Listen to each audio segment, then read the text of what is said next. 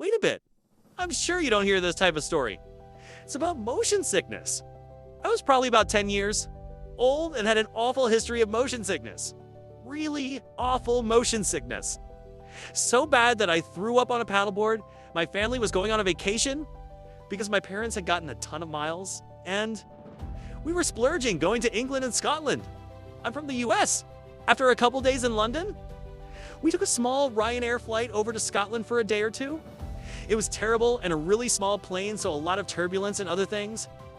The whole flight, I was on the verge of throwing up and felt so awful when the plane finally landed. It was super rough and an awful landing, with a lot of stop-start on the brakes, which causes me to have really bad motion sickness. When it finally stopped, I was groaning and we were asking the flight attendant for a bag. But since it was Ryanair, they took every cost-cutting measure, which included not having BART bags. I was about to throw up. My mom then asked to cut to the front so I could throw up off the plane, which the flight attendant thought was just us trying to cut the line, which wasn't far. We were in the middle, front of the plane and the flight. Attendant just basically told us no, and basically said snobbishly to me to throw up because she thought that I was faking.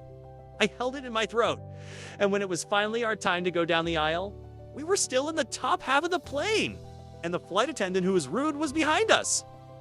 QMC, I barged down the whole aisle all the way to the front door. It wasn't a two-aisle plane.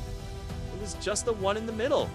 It was all over the floor, and there was no way to get to the front without stepping in the giant puddles of liquefied fish and chips.